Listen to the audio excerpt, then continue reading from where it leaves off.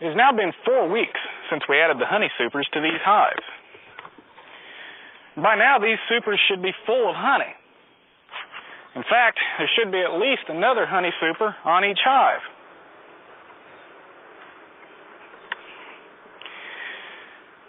But as you can see, there isn't a drop of surplus honey in these supers.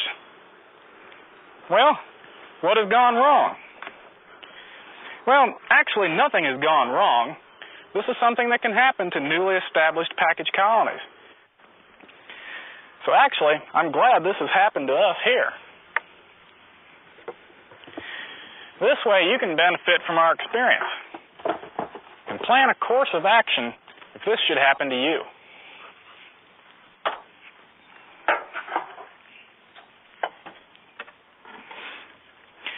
Remember that we bought our bees from a supplier and installed them in hives in early spring. If our colonies had been mature and fully built up, they would have stored that early nectar as honey that we could have harvested. However, young packaged colonies are at a disadvantage compared to fully mature colonies that come through the winter.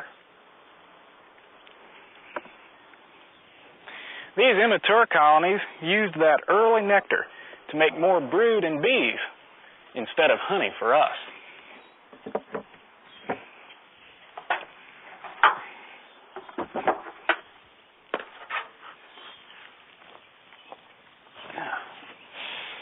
In this area, the eastern Piedmont of Georgia, the main nectar flows from tulip poplar, which occurs in April and May.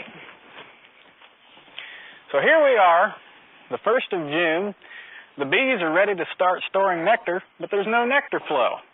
Well, fortunately, there is another chance to make a honey crop this year. It will require more work and planning, but the payoff should be well worth it. We're going to move the hives to the mountains of North Georgia, where the bees can collect nectar from the soon-to-be flowering sourwood trees. Sourwood grows throughout the southern Appalachian Mountains. Its nectar is light, the honey is flavorful, and many consider it to be the best honey made in the United States. Lots of beekeepers move their hives to areas with good nectar flows, and even hobbyists can find that worthwhile. When you're moving bees, you want to trap all bees inside the hives, but at the same time, keep hives well ventilated to prevent suffocation. Close up hives just before the move in late evening or early morning when bees are not flying and it's cooler. We're beginning our preparation for moving in the late evening. During summer evenings, bees cluster outside the hive entrance, much like people sitting on their front porch. If you leave these bees behind, there will be a pile of lost, disoriented bees on the ground the next morning. So, puff them with your smoker to drive them inside, then close up the entrance with a screen.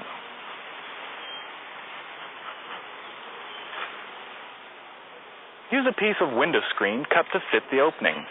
Fold it lengthwise and insert it in the entrance.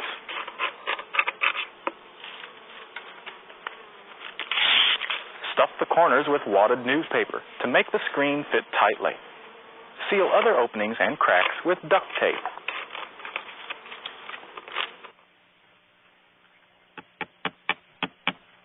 You must fasten the supers together with special hive staples.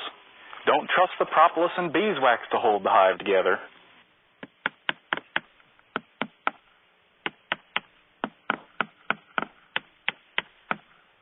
And here's a word of caution. Don't nail the staples parallel to each other, because they will then act as hinges and the boxes will come apart.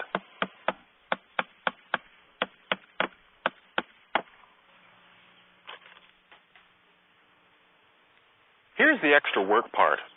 This is definitely a two-person job. Carefully lift the entire hive by the bottom board, trying not to jostle it around too much. The bees will get angry and protective, so take precautions.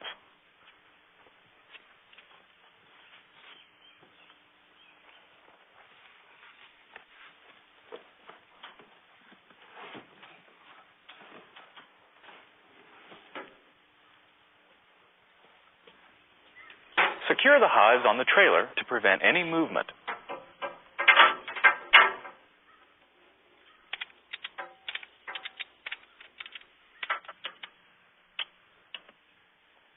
remember to take everything you'll need to reestablish the hives, including the concrete blocks.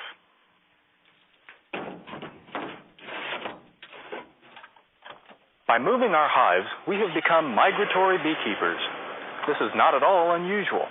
In fact, thousands of beehives are trucked all over the United States each year as beekeepers catch different nectar flows. For example, a beekeeper in North Dakota may move his hives to Florida in early spring to get orange honey, then return his hives north in time to get clover honey. By moving bees, a beekeeper can maximize his crop and collect different varieties of honey. When you arrive at the new site, set up the hives with the same care as when you first established them.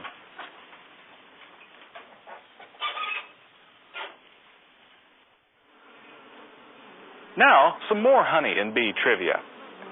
2,000 commercial beekeepers in the United States rent almost 2 million colonies each year for crop pollination. This represents 60 billion bees.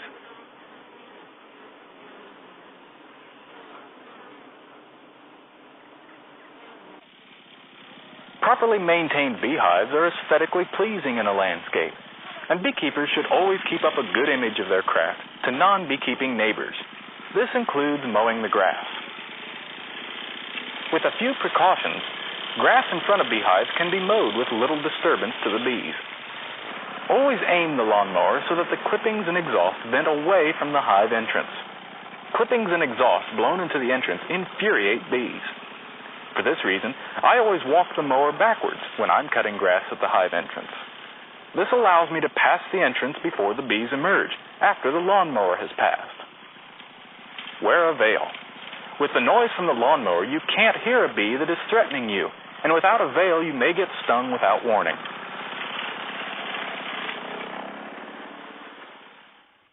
It's been a busy spring with a lot of hard work, but now the hives have a good chance to make a honey crop. This would not have been possible without our intense management. Let's go over the most important points.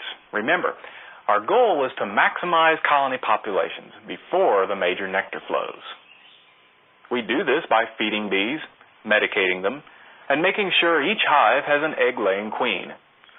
In a way, we did not succeed at this because the hives were still growing while the tulip poplar trees were blooming, so we didn't get any surplus poplar honey. But we have another chance. The hives are now at full strength and on location in the mountains for the imminent sourwood bloom. If the weather cooperates, we should have a very sweet reward for all our labors. I'm glad you joined us today, and I hope you watch again.